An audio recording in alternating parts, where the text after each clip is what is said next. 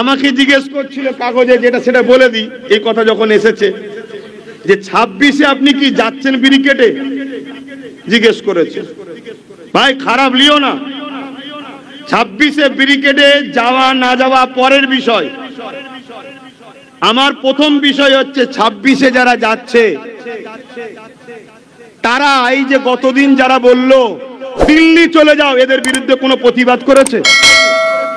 26-এ যারা ব্রিগেডে ডাক দিয়েছে, এতগুলো বড় বড় মিছিল করছে, কোন মিছিলে 3টে এমপি কেন ভোট দিতে যাওনি, অবিলম্বে তার ব্যবস্থা করা হোক, কথা বলেছে? 26-এ যারা ডেকেছে তাতে আমি যাব কি যাবে না, কে যাবে কি যাবে না, সব নিজ নিজ ব্যাপার, ওটা পরের বিষয়। আমি জানতে চাই রাজ্য সরকারের কাছে কি দাবি করেছে যে নিন্দা বিল পাস করে আপনি সুপ্রিম কোর্টে কেস করুন? 26-এ যারা ডেকেছে তারা কি এই কথাটা বলবে? গতকালকে ওয়াকফ বিলের প্রতিবাদে যে মিছিল আসছিল বাসন্তী থেকে, ক্যানিং থেকে, জীবনতলা থেকে, বিভিন্ন জায়গা থেকে, তাদেরকে বাংলার পুলিশ দাঁড় করিয়ে রুখে অমানবিক ভাবে অত্যাচার জুলুম করলো কেন? এর প্রতিবাদে কি কোনো বাইট দেবে? আপনারা 26-এ যারা ডেকেছে তারা কি বলবে যে আপনার এমএলএ আপনার এমপিরা যেন সুপ্রিম কোর্টে কেস করে? এ কথা বুঝছেন না? বলেন আপনাদের মহল্লায় আজানটা হয়ে যাক, আর কারো যদি অসুবিধা, এই একটা সুযোগ, আস্তে আস্তে চলে যেতে পারে। আল্লাহুম্মা রাব্বা হাজি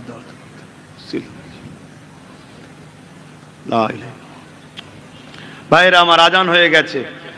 এই কাগজটা আমায় দিয়েছে, জানতে চেয়েছে, যাওয়া না যাওয়া সব নিজের নিজের ব্যক্তিগত ব্যাপার ভাই। এখন অনেক দিন বাকি আছে। 26-এ যিনারা ডেকেছেন ওনারা যদি ওয়াকফ কালা কানুনকে বাতিল করার সত্যি যদি চেষ্টা করে, তাহলে আগামীকাল যেভাবে রাজ্য প্রশাসন ওয়াকফ বিলের বিরুদ্ধে যেসব নিরীহ মানুষরা আন্দোলনে নেমেছিল তাদেরকে যেভাবে মেরেছে, এর প্রতিবাদে তাদের প্রতিবাদ করা দরকার আছে না নাই? আওয়াজ দিয়ে বলুন।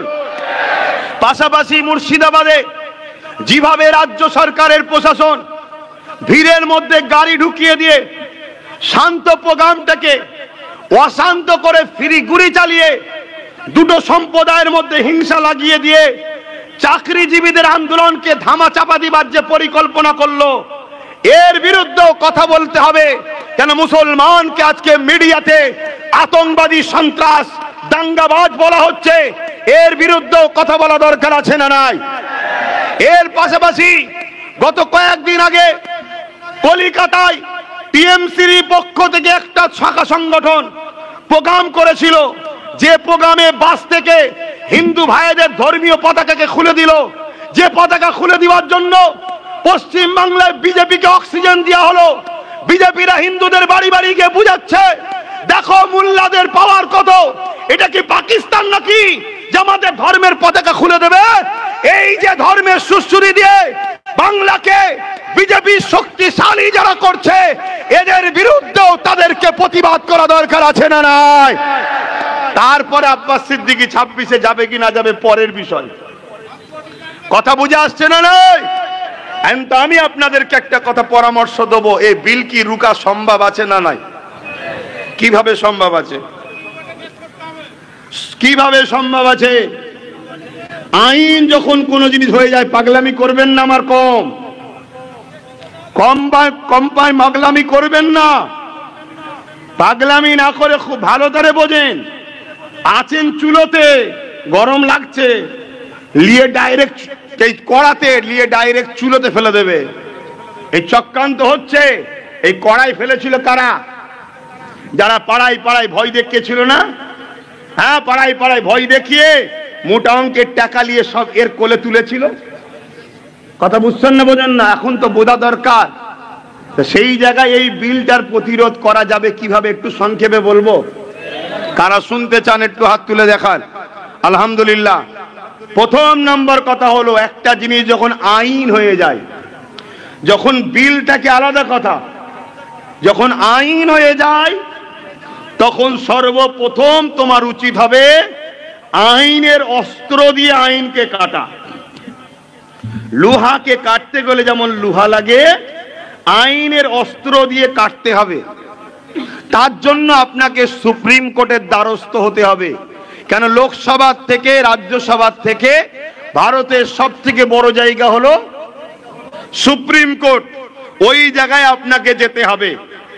যারা আজ মুসলিম মেকি দরদি হয়ে পুরো বাংলায় হই হই করছে, তাদেরকে বলুন আপনারা কজন সুপ্রিম কোর্টে গেছেন, বা আপনাদের যিনি মেন মাথায় বসে আছে তিনাকে যাবার জন্য কতবার বলেছেন। আমি তো এখান থেকে বলছি রাজ্য সরকারের উচিত আমাদের পক্ষে থেকে সুপ্রিম কোর্টে যাওয়া দরকার। উচিত না? উচিত নয়? হ্যাঁ, বলতেই পারি। তাহলে একটা হলো আইনের অস্ত্র দিয়ে কাটতে হবে। দ্বিতীয় নম্বর হলো, যদি তোমাকে আইনের অস্ত্র বারবার ডেটের পর ডেট দেয়, দ্বিতীয় নম্বর হলো তোমাকে যে শক্তি দ্বারা ওরা আইন করেছে, কি শক্তি? রাজশক্তি। তোমাদের ঘরেও কম্পিটিশনে রাজনীতিতে নামতে হবে, রাজশক্তি তৈরি করতে হবে। যেগুলো সেকুলার দল বলে সে সমস্ত দলকে এক জায়গায় নিতে হবে, যে আসবে না তাকে বাদ দাও। সেগুলোকে এক জায়গায় নিয়ে রাজশক্তি তৈরি করে সংখ্যাগরিষ্ঠতার যেমন জোর দেখাচ্ছে, পুরো দেশ জুড়ে তোমাকে তাদের 5 বছর 10 বছর লাগুক, সংখ্যাগরিষ্ঠতার পাওয়ার তৈরি করে যেভাবে ও আইন তৈরি করেছে ওইভাবে তোমাকে ওই বিল বাতিল করে নতুন আইন করতে হবে।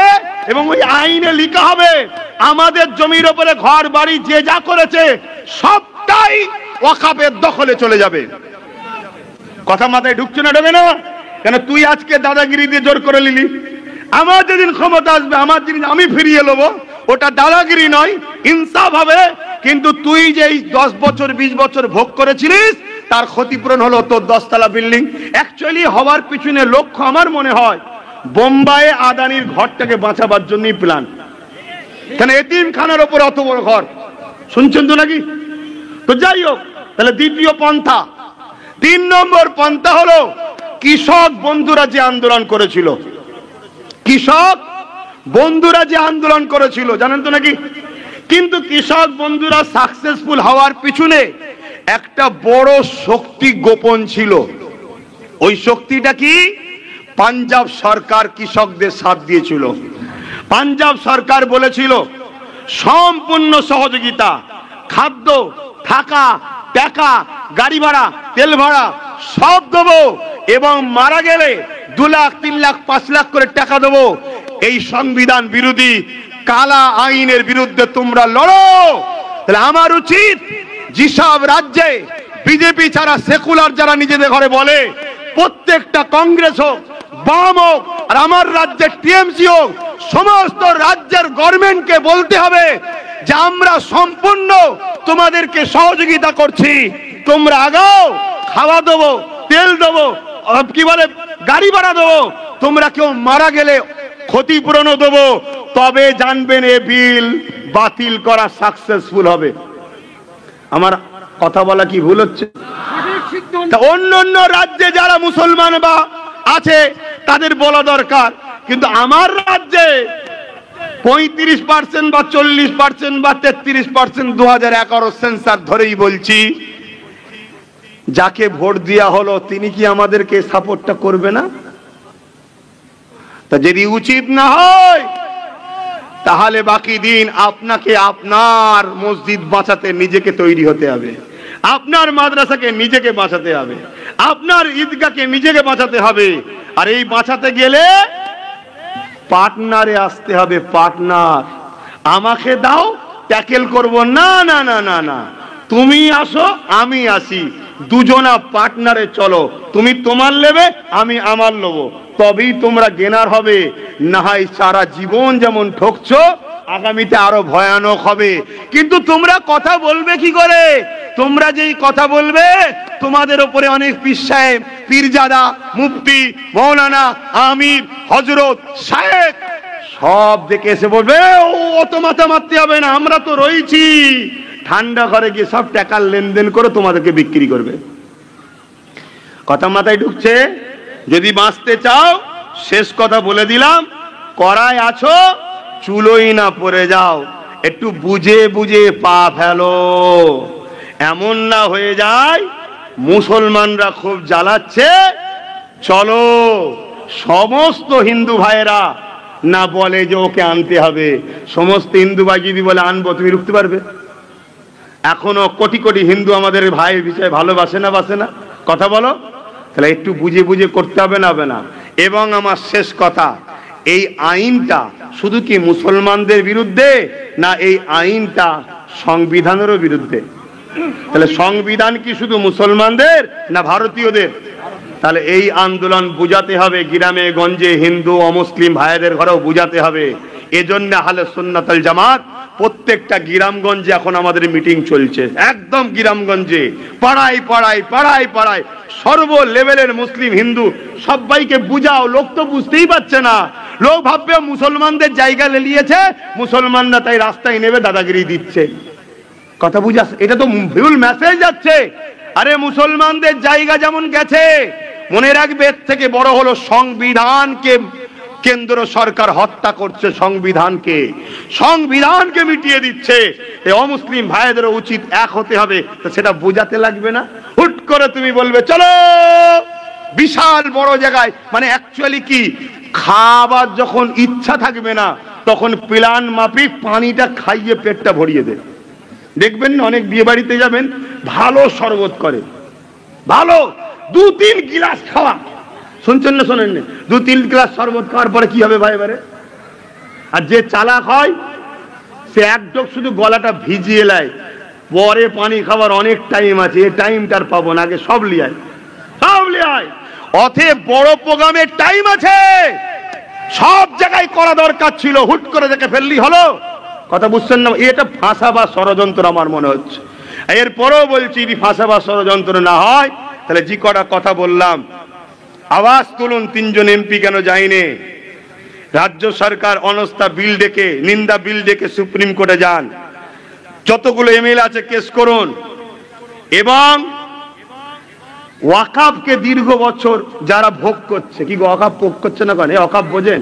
হ্যাঁ, আমার রাজ্যে 1,45,000 বিঘে ওয়াকাফ আছে। কথা বুঝে আসছে? 1,45,000 একর আমার রাজ্যে ওয়াকাফ আছে, শুনছেন তো?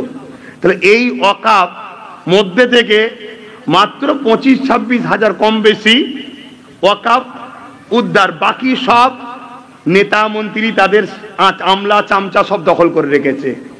তো এটা কি জুলুম নয়? এক কথা, এটা জুলুম নয়? তাহলে এটার বিষয় বলা দরকার আছে না? না, এটা আমি 10 বছর ধরে বলছি। এবার আমি সংক্ষেপ করছি। প্রথমেই বলেছিলাম কোন জায়গা যদি পড়ে থাকে জমি মাফিয়াদের নজর পড়বে না, পড়বে না। আপনার গাছ থেকে আম সবাই পেড়ে খাচ্ছে, আপনি কিছু বলেননি, কেন্দ্র শখ গেছে পুরো আম গাছ সমেত নিয়ে চলে যায়, ওটা আমার করে নেবো। 77 বছর আমাদের অকাপ ঝেড়ে খাওয়া হচ্ছে, আমরা 77 বছর প্রতিবাদ করিনি বলেই আজকে কেন্দ্র সরকার এই সাহসটা দেখালো। তাহলে আমাদের দোষ আছে না? নাই? আসো, সংগঠিত হতে হবে, কেন্দ্রের কালা কানুনকে মিটাতে হবে।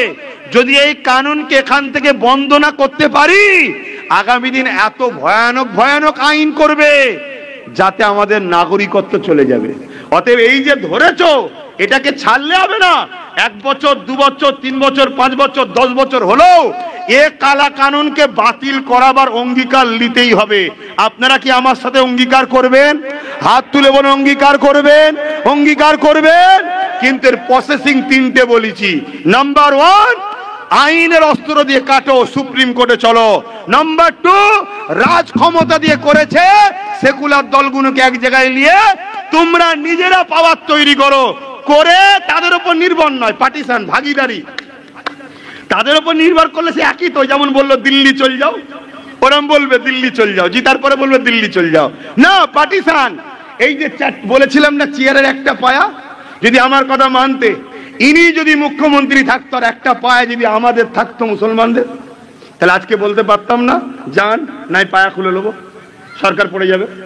এই বুঝছেন না, বোঝেন না? এমনি বলিনি আমি, কত মুসলমান আমার মা তুলে বাপ তুলে গাল দিয়েছে, কতজন আমাকে দালাল বলেছে।